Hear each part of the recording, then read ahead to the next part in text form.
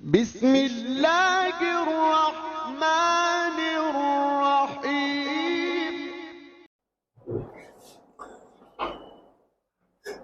بسم اللہ الرحمن الرحیم۔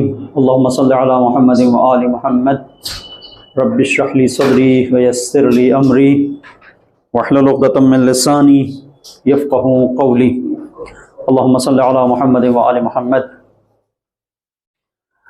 آج کی شب مبارک شب ہے اور پروردگار کا شکر کہ اس نے اس مبارک مہینے میں ہمیں توفیق دی کہ اس کے دسترخوان کرم پر، دسترخوان رحمت پر ہم حاضر ہوں، اور وہ شب جو کریم اہل بیت اطہار علیہ السلام، امام حسن مجتبیٰ علیہ السلام کی ولادت سے منسوب ہے کہ نیمہ ماہ مبارک رمضان 15 رمضان کی تاریخ وہ تاریخ ہے کہ جس کے سلسلے سے بیان کیا گیا ہے کہ امام حسن مجتبیٰ علیہ السلام کی ولادت ہوئی۔ آپ کو کریم اہل بیت اطہار علیہ السلام کہا جاتا ہے۔ تو درس کا آغاز کرنے سے پہلے کچھ امام حسن مجتبیٰ علیہ السلام کی خدمت میں حاضر ہو کر زندگی گزارنے کے لیے جو آپ کے بیانات، اس بیانات کی روشنی وہ بہت ضروری ہے کہ اسے ہم حاصل کریں، تاکہ زندگی کی تاریکیوں میں ہم اس نور کے سائے میں آگے بڑھ سکیں جو نور مجتبیٰ ہے۔ آپ کو کریم اہل بیت کہا جاتا ہے، کریم اہل بیت۔ جب آپ کو کریم کہا جاتا ہے تو اب سوال یہ کہ کریم کسے کہتے ہیں؟ جو صاحب کرم ہوتا ہے۔ کرم کسے کہتے ہیں؟ کرم کہتے ہیں کہ بلندی۔ آپ کرامت کو دیکھیں لغت میں تو کہا جاتا ہے ہر قسم کی بلندی، اور اسی کے مقابلے پر دیانت آتی ہے۔ وہ دیانت یا والی نہیں، حمزے سے دیانت یعنی پستی، دنو جسے دنیا ہے، کرامت یعنی بلندی اور دیانت یعنی پستی۔ یہ دیانت نہیں، دیانت داری یہ نہیں، یہ الگ ہے۔ تو کرم جو ہے وہ کیا ہے؟ کرم کسے کہتے ہیں، تاکہ اس سے ہم سمجھیں کہ کریم کون ہے۔ امام حسن مجتبیٰ علیہ السلام سے کسی نے خود سوال کیا، قیل روایت میں ہے کہ فمل کرم، آپ سے کہا گیا کہ کرم کیا ہے، مولانا بتائیے کرم کیا ہے۔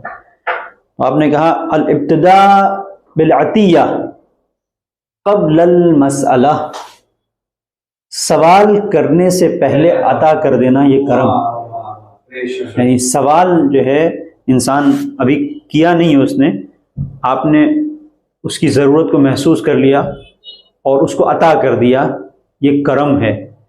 اسی لیے آپ دیکھیں ماں باپ کے سلسلے سے کہا گیا وَقُلْ لَهُمَا قَوْلًا كَرِيمًا، ماں باپ کے ساتھ جو گفتگو ہو وہ کریمانہ انداز ہونا چاہیے۔ اب یہ نہیں کہ ماں باپ کچھ کہیں تو آپ ان کی بات کو سن کر کچھ لے کے آئیں۔ آپ اس منزل پر اپنے آپ کو پہنچائیں کہ ماں باپ کی خواہش کو اور ان کے دل میں پائی جانے والی تمنا کو آپ پڑھ سکیں کہ اس وقت باپ کو کیا چاہیے، ماں کو کیا چاہیے۔ اور یہ بہت اہم ہے کہ انسان دیکھ لے کہ ضرورت کیا ہے۔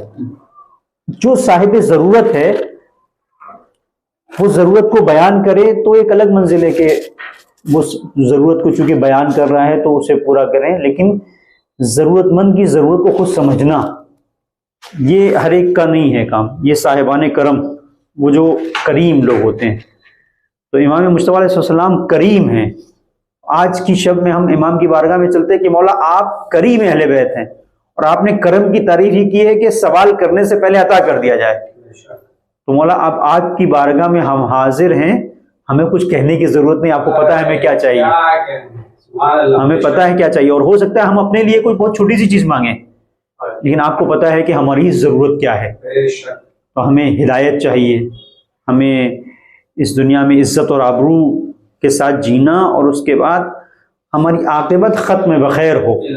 اور وہ ساری چیزیں تو آپ کے خود پیش نظر ہیں کہ جو ہماری دل کی آرزو ہیں، لیکن لفظوں پہ اگر کوئی ضرورت آ جائے تو آپ نے خود بیان کیا کہ پھر وہ ٹھیک ہے کہ ایک انسان ایک اچھا کام کر رہا ہے، لیکن کرم یہ نہیں ہے. کرم یہ ہے کہ سوال کرنے سے پہلے اسے دے دیا جائے. مولا سوال سے پہلے آج کی شب جو کہ آپ کی ولادت کی شب ہے، تو اس میں کچھ معنوی غذا، معنوی رزق ہمیں ایسا عطا ہو کہ جو ہمارے لیے سعادت دنیا اور آخرت کا سبب ہو.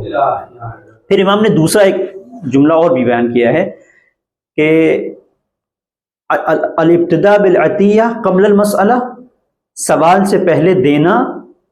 اور اس کے بعد امام نے فرمایا وَإِطْعَامُ الطَّعَامِ فِي الْمَحِلِ، اپنی جگہ پر کھانا کھلانا. کبھی ایسا ہوتا ہے کہ ایک انسان ہے، مثلا اب وہ پیٹ بھرا ہوا ہے، آپ اس سے کہتے ہیں کہ آؤ دسترخوان پہ کھانا کھا لو. یا ایک ایسا شخص ہے کہ جس تک آپ کھانے پینے کا سامان بھیجتے ہیں اور اس کے پاس آلریڈی پہلے سے موجود ہے. تو یہ اطعام جو ہے فی المحل نہیں ہوا. محل یعنی اس جگہ پر کہ جہاں پر ضرورت ہے اسے دیا جائے، اسے کھلایا جائے. اب مثلا افطار کرنے کے بعد تو اس کا پیٹ بھرا ہوا ہے، وہ آپ کہتے ہیں کہ افطار کے بعد آئیے دعوت ہے آپ کی، تو کیا کھائے گا وہ افطار کے بعد کیا کھائے گا؟ اس کی دعوت ہے. تو ایسا شخص کہ جو مثلا بھوکا ہے اسے مثلا افطار پر بلانا ہے، افطار کرانا، یا جگہ اپنی ہو. اور اب اس کو خود آپ کو دیکھنا ہے. بہت سارے ایسے ہمارے یہاں مومنین ہیں جو ماہ مبارک رمضان میں مثلا لوگوں کے گھروں تک راشن پہنچاتے ہیں. تو ان کو دیکھنا چاہیے کہ ہم یہ چیز جو ہے اپنی جگہ پر دے رہے ہیں کہ نہیں. کچھ ایسے افراد ہیں، اب مستحقین تو ظاہر ہے کہ ان تک پہنچنا یہ ضروری ہے، ہمارا کام ہے. لیکن ایک یہاں پر قابل غور ہے یہ بات کہ جو واقعاً عزت دار ہوتے ہیں وہ سوال نہیں کرتے. تو جب سوال نہیں کرتے ہمیں پتہ کیسے چلے گا؟ یہ کمال ہے وہاں تک پہنچنا.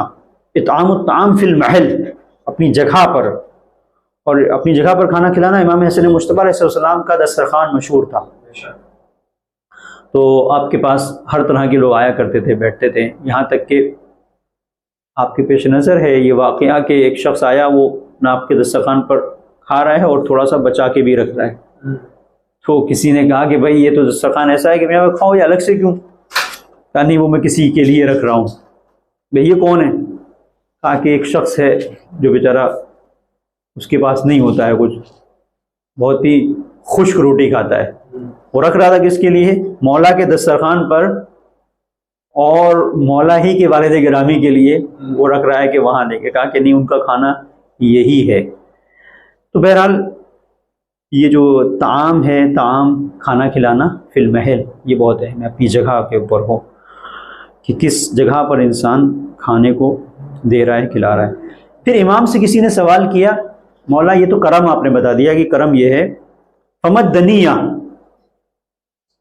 دناعت جو میں نے کہا، دناعت وہ دیانت کا لفظ نہیں کر رہا تھا، دیانت دناعت ہے. یہ دناعت، دنیہ، دناعت یعنی پستی، کرامت یعنی بلندی، دناعت یعنی پستی. تو امام سے کسی نے کہا فمد دنیہ، یہ پستی کیا ہے؟ پستی کسے کہتے ہیں؟ تو آپ نے کرامت کو بتا دیا، کرم کو بتا دیا.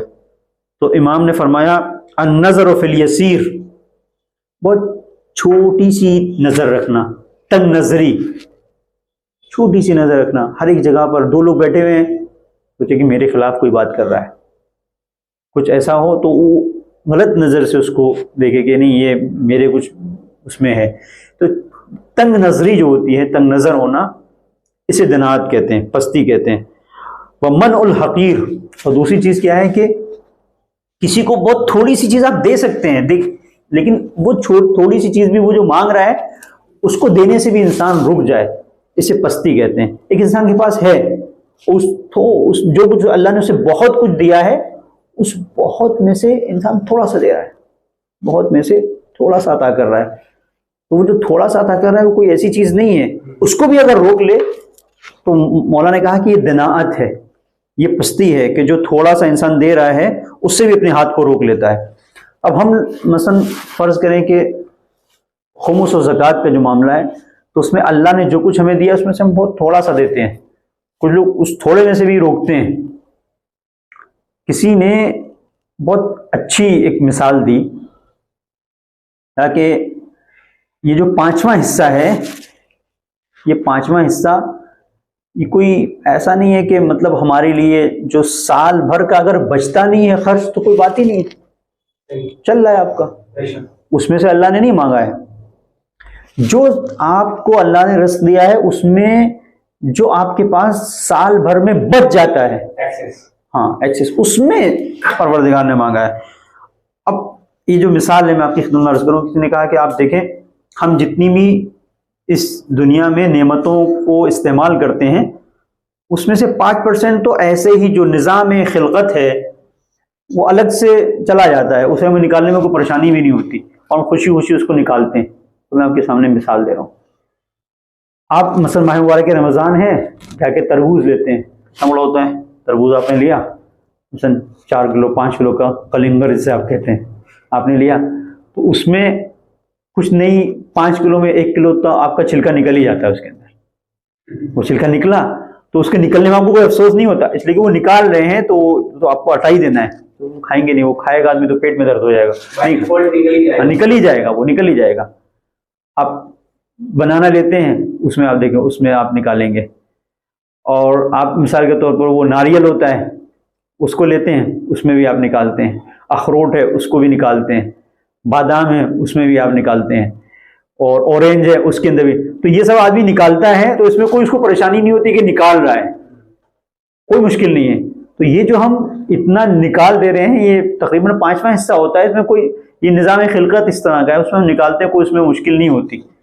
پروردگار نے کہا کہ یہ ایکسٹرا ہے نا، الگ سے اس کو آپ نہیں لیں گے، تو وہ جو آپ کے مال میں جو بچا ہوا ہے اس میں پروردگار نے 5% آپ سے کہا ہے، اس میں بھی اتنا ہونا چاہیے کہ انسان سوچے کہ بھئی ہاں یہ تربوز کے چھلکے کی طرح ہے، ہمارا رزق کا چھلکا ہے، اس کو ہم نے نکال دیا۔ 5واں حصہ 20%، 20%، 5واں حصہ 20%، جی بالکل 20%۔ ایک صلوات پڑھیں محمد والے محمد۔ عاصم صاحب کی سلامتی کے لیے ایک اور صلوات پڑھ دیں ایک بار، ان لوگوں کے لیے جو 20% نکالتے ہیں ان سب کے لیے صلوات۔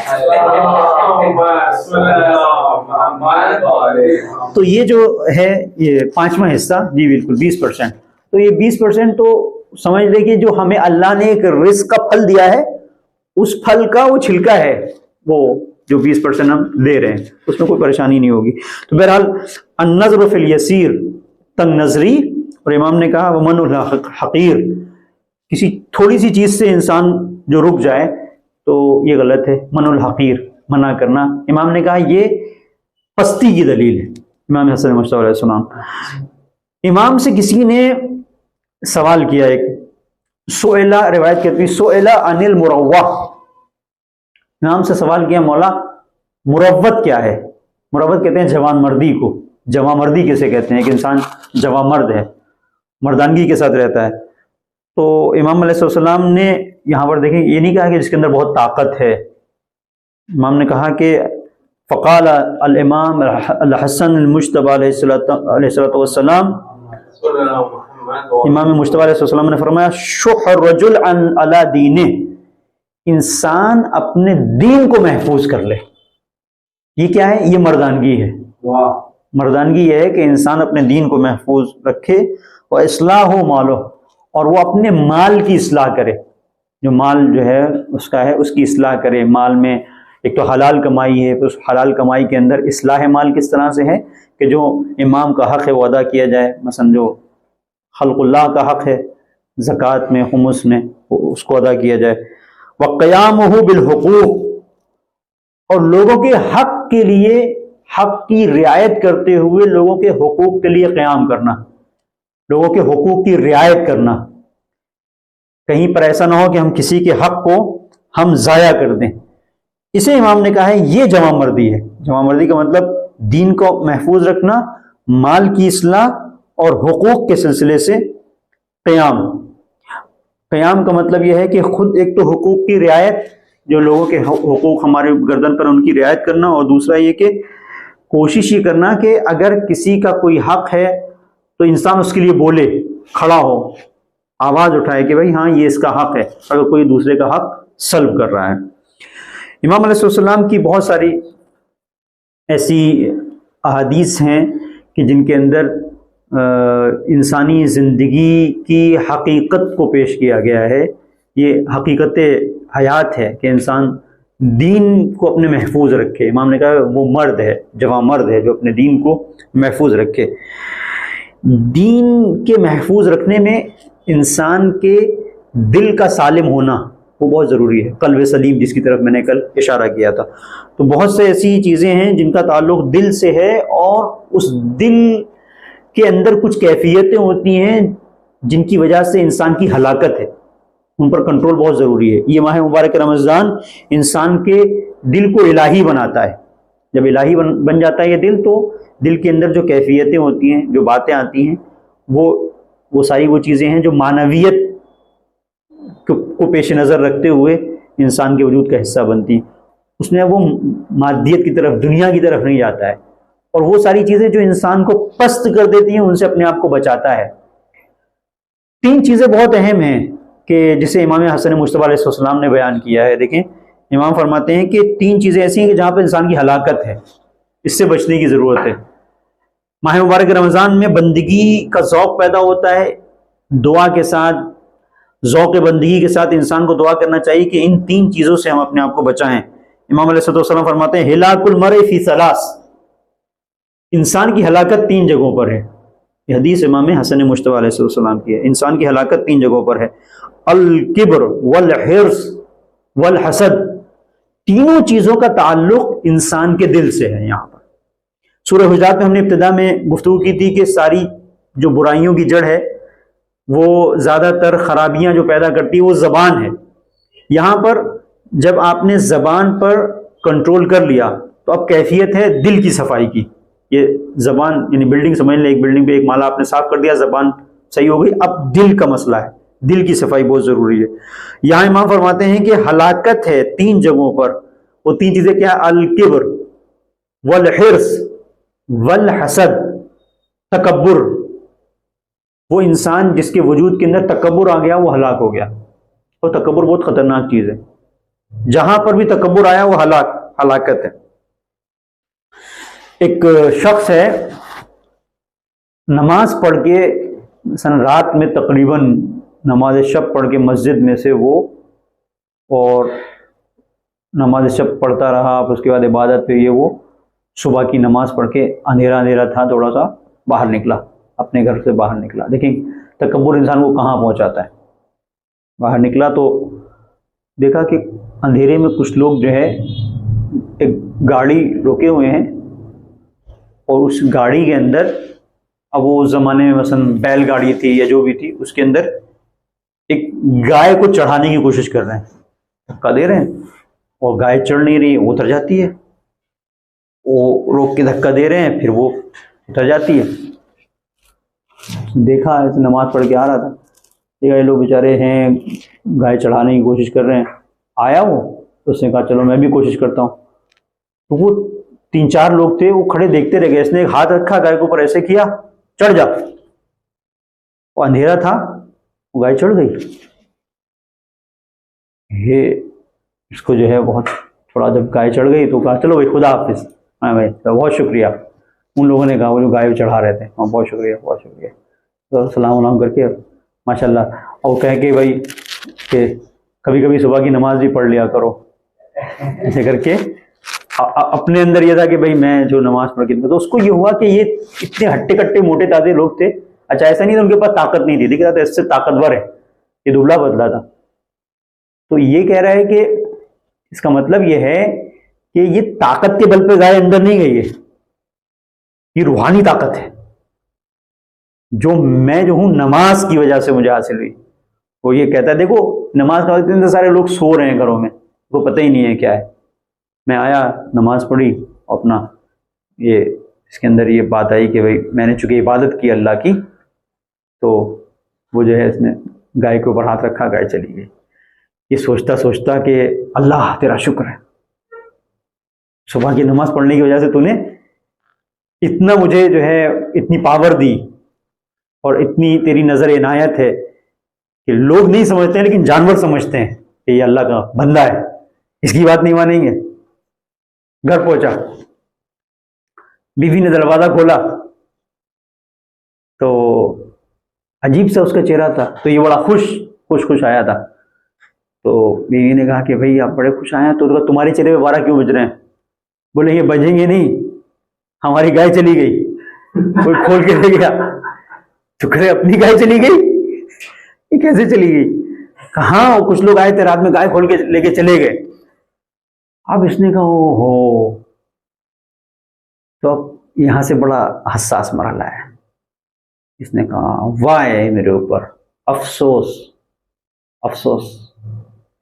کہ گائے جانور ہوگی مجھے پہچانتی ہے، میں اس کا مالک ہوں۔ میں ایک ہاتھ رکھا، وہ چلی گئی، اس نے سوچا میرا مالک ہے تو جدھر لے کے جانا چاہا ادھر چلی گئی۔ میں کیسا ہوں کہ اپنے آپ کو نہیں پہچانتا، یعنی گائے نے مجھے پہچان لیا اور میں اپنی گائے کو نہیں پہچان سکا۔ تو یہ جو منزل ہے کہ میں نہ اپنی گائے کو پہچان سکا نہ خود کو پہچان سکا، یہ کس وجہ سے ہوئی؟ کیونکہ شیطان نے اس کے عمل کو اس کے نزدیک بڑا کر دیا تھا، اور اس کے وجود کے اندر تکبر آ گیا۔ تکبر ہلاکت کا سبب ہے۔ نہ جانے کتنی تکبر کی بنیاد کے اوپر گائیں ہیں جو انسان کے ہاتھ سے چلی جاتی ہیں، تکبر کی بنیاد کے اوپر۔ کبر انسان کو کہیں کا نہیں چھوڑتا۔ تو امام حسن مجتبی علیہ السلام فرماتے ہیں کہ انسان کی ہلاکت تکبر کے اندر ہے، والحرص، اور انسان کی ہلاکت لالچ کے اندر ہے۔ لالچ، انسان سوچتا ہے یہ بھی مل جائے، وہ بھی مل جائے، یہ بھی وہ بھی۔ یہ جو لالچ ہے، لالچ کے سلسلے سے امام کہتے ہیں کہ انسان کی ہلاکت۔ اور اس کے بعد فرماتے ہیں والحسد، حسد، جلن، کسی کے پاس اچھا ہم کچھ دیکھ نہیں سکتے، ایسا کیسے ہو گیا، یہ اتنی ترقی کیسے کر گیا، یہاں کہاں سے پہنچ گیا۔ تو جو حسد ہے بہت ڈینجر، بہت خطرناک بیماری ہے۔ پھر امام علیہ السلام نے اس کو بیان کیا ہے، فالکبر ہلاک الدین، ہلاک الدین، کبر کی بنیاد کے اوپر دین نہیں رہتا۔ اس کے تکبر ہو جاتا ہے نا، وہ اپنے آپ کو سمجھنے لگتا ہے میں کچھ ہو گیا ہوں، اور اس کے پاس دین نہیں رہتا۔ وَبِهِ لُعِنَ ابلیس، شیطان نے کیا کیا تھا؟ تکبر کیا تھا۔ ابا واستکبر وکان من الکافرین، اس نے تکبر کیا تھا، انکار کیا، کہا کہ نہیں میں سجدہ نہیں کروں گا، چونکہ اپنے آپ کو بڑا سمجھ رہا تھا۔ تو وَبِهِ لُعِنَ ابلیس، تکبر کی بنیاد کے اوپر ابلیس ملعون ٹھہرا، اس کے اوپر وہ لعنت ہوئی۔ والحرص عدو النفس، حرص کیا ہے، لالچ کیا ہے؟ یہ انسان کے نفس کا دشمن ہے۔ جتنا جتنا انسان لالچ کرتا جائے گا اتنا تباہی کی طرف جائے گا۔ اور دنیا کے سلسلے سے یہی ہے کہ حدیث میں ہے مسھا لین، ایک سانپ کی طرح ہے۔ مثال جو مولا نے دی ہے بڑی خوبصورت ہے، مثل الدنیا کمثل الحیہ، حیہ کہتے ہیں سانپ کو، دنیا کی مثال سانپ کی طرح ہے۔ مسھا لین، اسے مس کریں گے تو بہت نرم ملائم ہے، بہت ملائم نرم ہے۔ وفی جوفها سم قاتل، اور اس کے وجود کے اندر، اس کے دہن کے اندر قاتل زہر بھرا ہوا ہے۔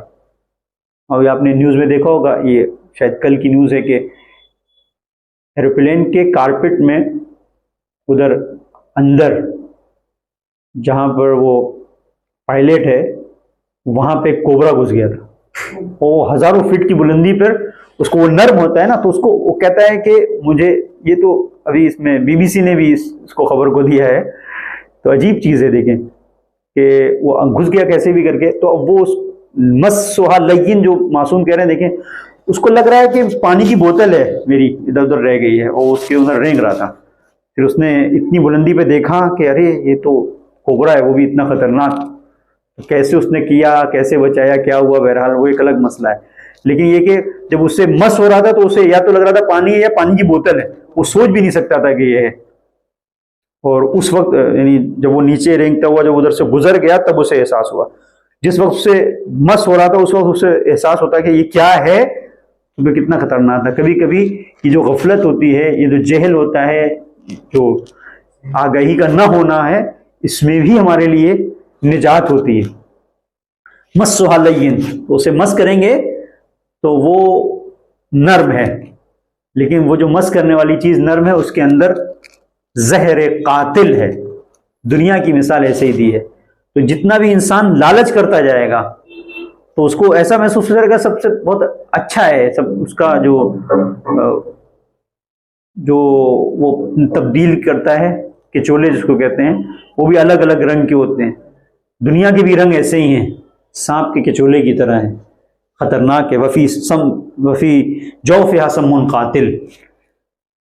کوئی بچہ ہو، اس کو نہیں پتا، وہ کھلونا سمجھ کے کھیلتا ہے، لیکن جو بڑا ہے وہ سمجھتا ہے، وہ دور رہتا ہے، نہیں احتیاط سے، اس کے قریب مت جاؤ۔ تو جو بزرگان ہیں، جو عرفاء ہیں، سیر و سلوک کی وادی میں جنہوں نے قدم رکھا ہے، وہ ہوشیار رہتے نہیں۔ لیکن جن کا وجود ابھی بڑا نہیں ہوا ہے، جو بچے ہیں، وہ اس کے ساتھ کھیلتے ہیں، اسی میں کبھی سانپ ڈس لیتا ہے۔ بہرحال امام علیہ السلام نے کہا کہ حرص عدو النفس، یہ حرص، لالچ جو ہے وہ نفس کا دشمن ہے۔ اور پھر اسی لیے مثال دی، مثل الدنیا کمثل ماء البحر، سمندر کے پانی کی طرح ہے دنیا۔ کلما شرب منہ العطشان ازداد عطشا حتی یقتلہ، جتنا بھی انسان یہ پانی پیے گا سیراب نہیں ہو سکتا ہے، یہاں تک کہ وہ مر جائے گا، سیراب نہیں ہوگا۔ امام فرماتے ہیں حرص کی بنیاد کے اوپر کیا ہوا؟ وَبِهِ خَرَجَ آدم من الجنہ، اس حرص کی بنیاد کے اوپر آدم کو جنت سے نکالا گیا۔ والحسد رائد السوء، حسد جو ہے یہ برائیوں کا پرچم ہے، برائیوں کا جھنڈا ہے۔ وَمِنْهُ قَتَلَ قابیل و حابیل، اور اس حسد کی بنیاد کے اوپر ہی قابیل نے حابیل کو قتل کیا۔ تو یہ وہ چیز ہے جو امام حسن مجتبیٰ علیہ السلام نے یہاں پر بیان کی، اور اس پر ہم سب کے لیے یہ ایک درس ہے اور ہم سب کے لیے توجہ کی ضرورت ہے۔ بہرحال یہاں پر امام حسن مجتبیٰ علیہ السلام کے ان احادیث کا ایک تھوڑا سا میں نے جائزہ لیا اور کچھ باتیں، اب اس کے بعد آتے ہیں اپنے اصل درس کی طرف، کہ جہاں ہم نے چھوڑا تھا 6 آیت کہ یا ایھا الذین آمنوا ان جاءکم فاسق بنبأ فتبینوا، اے صاحبان ایمان اگر تمہارے پاس کوئی فاسق آئے تو فتبینوا، اس کی دلیل کا انتظار کرو، اس کی بات کو نہ مانو۔ ان تصیبوا قوما بجہالہ، کہیں ایسا نہ ہو کہ جہالت کے ذریعے سے ایک دوسرے کے دشمن بن جاؤ۔ فتصبحوا علی ما فعلتم نادمین، اور پھر جب بعد میں صبح ہو تو تم کہو کہ ارے یہ کیا ہوا، پھر تم بھی پشیمانی ہو کہ اس کی بنیاد کے اوپر ایک فاسق کی بات کے اوپر تم نے عمل کیا، اور اس کی وجہ سے آپس میں مثال کے طور پر تصادم ہو گیا، جھگڑا ہو گیا، یہ جو بھی ہے۔ پھر 7ویں جو آیت ہے وہ کہتی ہے کہ وَاعْلَمُوا أَنَّ فِيكُمْ رسول اللہ، جان لو کہ تمہارے درمیان اللہ کا رسول ہے۔ لو یطیعکم فی کثیر من الامر لعنتم، اگر زیادہ تر باتوں میں وہ تمہاری پیروی کرنے لگے تو خود تمہارے لیے پریشانی کا سبب ہے۔ وہ اللہ کا رسول ہے، تمہیں اس کی پیروی کرنا ہے، اسے تمہاری پیروی نہیں کرنا ہے۔ ولیکن اللہ حبب الیکم الایمان وزینہ، اور یاد رکھو کہ اللہ نے ایمان کو تمہارے لیے محبوب قرار دیا ہے، اور اس سے زینہ فی قلوبکم، تمہارے دلوں میں زینت ایمان کی بنیاد کے اوپر ہے۔ وَكَرَّهَ عَلَيْكُمُ الْكُفْرَ وَالْفُسُوقَ وَالْعِصْيَانَ، کفر، فسق و فجور، برائی، اللہ کی اطاعت کے دائرے سے باہر نکل آنا، گناہ، یہ ساری وہ چیزیں ہیں کہ جنہیں اللہ نے اس طرح سے قرار دیا کہ تم فطری طور پر ان سے بچنا چاہتے ہو، کراہیت تمہیں ان سے محسوس ہوتی ہے۔ اور یہ وہ لوگ ہیں جو ان سب چیزوں سے جو بچتے ہیں، اولئک ھم الراشدون، یہ ہدایت یافتہ ہیں۔ اور یہ جو چیز ہے، یہ جتنی بھی چیزیں اللہ نے قرار دی ہیں، تمہارے وجود کے اندر ایمان سے محبت ہے، کفر و فسوق و عصیان سے تمہارے وجود کے اندر کراہیت ہے، یہ کیا ہے؟ فضل من اللہ، یہ اللہ کا فضل ہے، ونعمۃ، اور اللہ کی جانب سے نعمت ہے، واللہ علیم الحکیم، اللہ جاننے والا ہے اور حکیم ہے۔ یہ جو فضل اور نعمت ہے، 2 الگ الگ چیزیں اللہ نے بیان کی۔ کیا مطلب ہے؟ نعمت جو ہے وہ ہر وہ چیز ہے کہ جو اللہ اپنے بندے کو عطا کر رہا ہے اور بندہ اس سے استفادہ کر رہا ہے، اس کو یوز میں لے کے آ رہا ہے، وہ ساری چیزیں نعمت۔ فضل کیا ہے؟ لکھا ہوتا ہے گھروں پر ھذا من فضل ربی، تو یہ جو لکھا اللہ کا فضل ہے، یہ کیا ہے؟ فضل کا مطلب فضل اور نعمت دونوں میں کوئی فرق نہیں ہے. بس فضل کیا ہے؟ فضل یہ ہے کہ وہ چیز جو اللہ عطا کر رہا ہے اور اس کے خزانے میں کم نہیں ہونے والی ہے فضلاً، اور اس کو ضرورت بھی نہیں ہے. اسی لیے ہم کہیں کہیں اردو میں ابھی بھی یہ اردو میں خاص طور پر جو اچھی اردو بولتے ہیں تو یہ لفظ استعمال ہوتا ہے کہ یہ چیز فاضل ہے. فاضل ہے یعنی ہمارے پاس یہ مثال کے طور پر 3 چائے رکھی ہوئی ہیں، 2 چائے ایک ہم اور ایک ہمارا دوست مثلا اس کے لیے ہے ایک، تو کہتے ہیں کہ یہ چائے فاضل ہے، ایکسٹرا ہے. تو فضلم، تو فضل پروردگار یعنی جو کچھ بھی پروردگار دے رہا ہے اس کا مطلب یہ کہ پروردگار تو بے نیاز ہے، تیرے لیے ایکسٹرا ہے یہ. تو ہم یہ کہتے ہیں کہ پروردگار یہ جتنی بھی نعمتیں ہیں تجھے تو اس کی ضرورت نہیں ہے، اس کو نعمتوں کی ضرورت نہیں ہے، اللہ کا فضل ہے، یہ کوئی ایسی چیز نہیں ہے. اچھا فضل اس کے لیے ایکسٹرا ہے یہ، اور اسی لیے ہم کہتے ہیں رب عاملنا بفضلک، پروردگار اپنے فضل سے تو ہمارا حساب کتاب کرنا. دین کے سلسلے سے اب یہ دیکھیں کہ یہ جو روایت ہے کہ جہاں پر کسی نے امام جعفر صادق علیہ السلام سے ظاہراً امام سے سوال کیا ہے کہ یہ دین کیا ہے، تو امام نے وہاں پر جواب دیا ہے کہ حل الدین الا الحب، دین کیا محبت کے علاوہ کچھ اور ہے؟ دین محبت کے علاوہ کچھ اور نہیں. یہاں پر کیا کیا؟ حبب الیکم الایمان، ایمان کو تمہارے لیے محبوب قرار دیا ہے، ایمان کو پروردگار نے تمہارے لیے محبوب قرار دیا. وزینہ فی قلوبکم، اور تمہارے دلوں کی یہ ایمان زینت ہے. اور حدیث میں یہ ہے کہ جب کسی نے سوال کیا دین کے بارے میں تو مولا نے اس چیز کا جواب دیا ہے کہ حل الدین الا الحب، اور ایک جگہ پر اسی آیت کی جو ہے تلاوت کی ہے مولا نے، کہ جہاں پر سوال ہوا امام جعفر صادق علیہ السلام سے کہ حب اور بغض، نفرت اور محبت، کیا یہ نفرت اور محبت دونوں ایمان کا حصہ ہیں؟ کسی نے امام سے سوال کیا تو امام نے جواب دیا وَحَلِ الْإِيمَانُ إِلَّا الْحُبُّ وَالْبُغْضُ، محبت اور نفرت کے علاوہ بھی دین کچھ ہے. یعنی کیا مطلب؟ تولا اور تبرہ کے علاوہ بھی دین کچھ ہے، یہ مطلب ہو یہ تولا اور تبرہ دین جو ہے وہ یہی ہے، جس سے آپ محبت کرتے ہیں اس کی باتوں پر عمل کریں، جس سے آپ نفرت کرتے ہیں جس سے خدا نفرت کرتا ہے تو ظاہر ہے آپ اس کی باتوں پر عمل نہیں کرتے ہیں. جس سے آپ کی محبت ہے تو اس کی بات سنتے ہیں، جس سے نہیں ہے اس کی بات نہیں سنتے ہیں. تو اگر خدا سے محبت ہے تو افراد جو خدا کے محبوب ہیں ان سے آپ کے دل میں محبت ہے اور پھر آپ اس کے راستے پر چلتے ہیں. اور وہ افراد کہ خدا نے جن کے لیے یہ کہا ہے کہ یہ میرے غضب کا شکار ہوئے ہیں.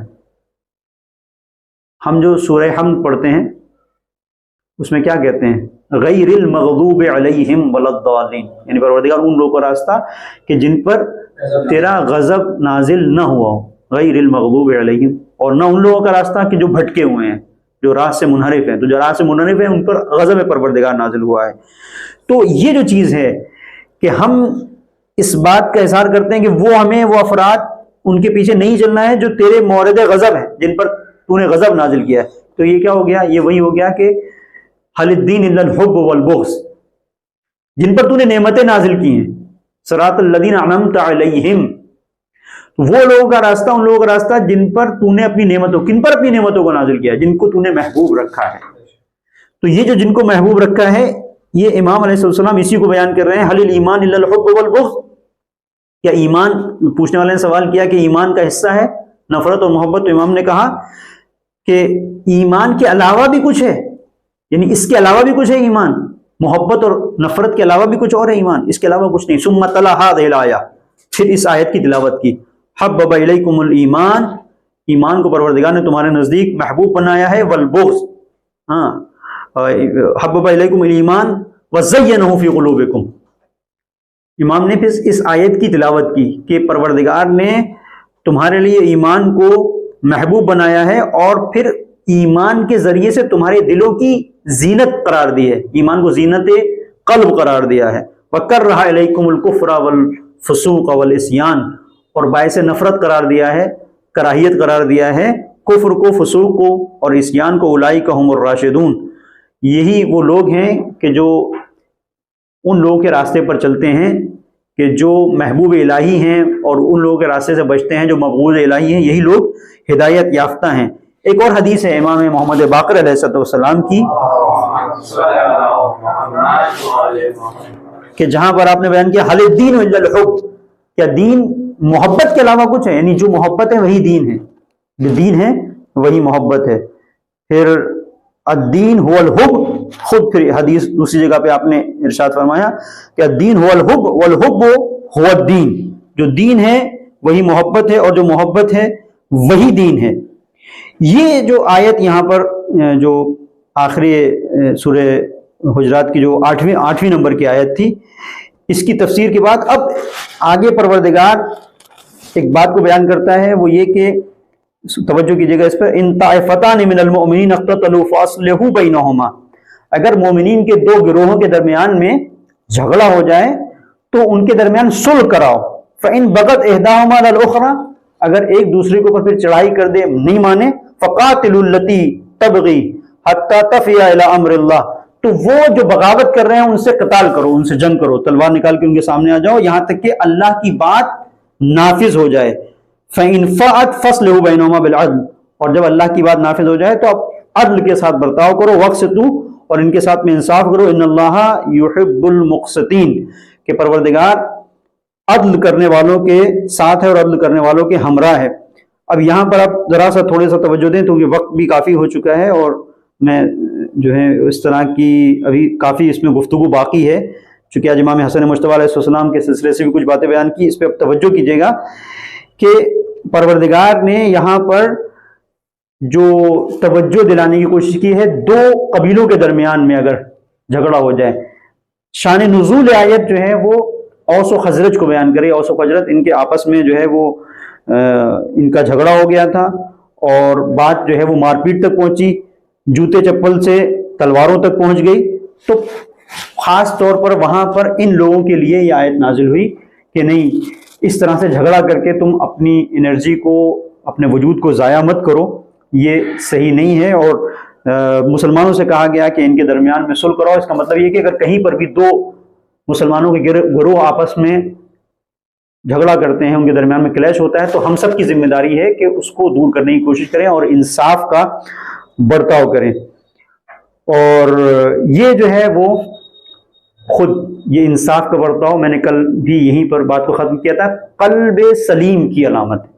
قلب جو ہے وہ کئی طرح کے ہیں، قلب منیب ہے، قلب مریب ہے۔ قلب منیب یعنی انابہ کرنے والا، توبہ کرنے والا۔ قلب مریب اس کے اندر شک ہے۔ انما المؤمنون، جو میں نے کل آپ کی خدمت میں آیت پڑھی تھی، الذین آمنوا باللہ ورسولہ، مومنین وہ ہیں کہ جو اللہ اور اس کے رسول پر ایمان لائے۔ پھر اس کے بعد یہ صرف ایمان کافی نہیں ہے، ثم لم یرتابوا، پھر انہوں نے اس کے بعد اس میں شک نہیں کیا، وجاہدوا فی سبیل اللہ باموالہم وانفسہم اولئک هم الصادقون، پھر شک نہ کرنے کے بعد اللہ کی راہ میں انہوں نے اپنے مال اور اپنی جان سے جہاد کیا، یہی لوگ سچے ہیں۔ تو لم یرتابوا سے یہ نکلتا ہے کہ شک، قلب مریب وہ ہے کہ جس کے اندر شک ہو، اور پروردگار نے کچھ ایسے لوگوں کو رکھا ہے کہ جن کے قلب خوف خدا سے لرزتے ہیں، ڈرنے والے ہیں، اسے قلب وجل کہا گیا ہے۔ قلب جس کے اندر ایک خوف ہے پروردگار، وجلت قلوبہم، ان کے وجود کے اندر ایک خوف ہے پروردگار کا۔ قلب کی جو گفتگو تھی وہ کل بھی رہ گئی تھی، آج پھر بھی رہ گئی، وقت ہو گیا ہے۔ اب کل میں کوشش کروں گا کہ اس میں سے بعض جو ہے وہ قلوب کو آپ کی خدمت میں عرض کر سکوں، چونکہ کل انشاءاللہ یہ ہمارا آخری درس ہوگا۔ بس یہاں پر گفتگو کو ختم کرتے ہوئے کہ آپ سورہ حجرات کی 9ویں آیت کے اوپر توجہ کیجیے گا کہ جو 9 نمبر کی آیت ہے، اس میں دو گروہوں کے آپس میں ٹکرانے کا تذکرہ ہے، جس میں اوس و خزرج ہیں، اور خاص طور پر یہ آیت نازل ہوتی ہے ان لوگوں کو روکنے کے لیے جو آپس میں ٹکرا رہے ہیں، اور یہ مخصوص اس دور سے نہیں ہے، نازل شان نزول اوس و خزرج ہے، لیکن آج کل کے زمانے میں بھی اگر کہیں پر ٹکراؤ ہو رہا ہے تو آیت یہی کہتی ہے فاصلحوا بینہما، تو دونوں کے درمیان میں ہم سب کے اوپر ضروری ہے کہ صلح قائم کرائیں کہ پروردگار ان اللہ یحب المقسطین، جو عدل و انصاف سے کام لینے والے ہیں پروردگار انہیں پسند کرتا ہے. وصلی اللہ علی محمد و آلہ الطاہرین.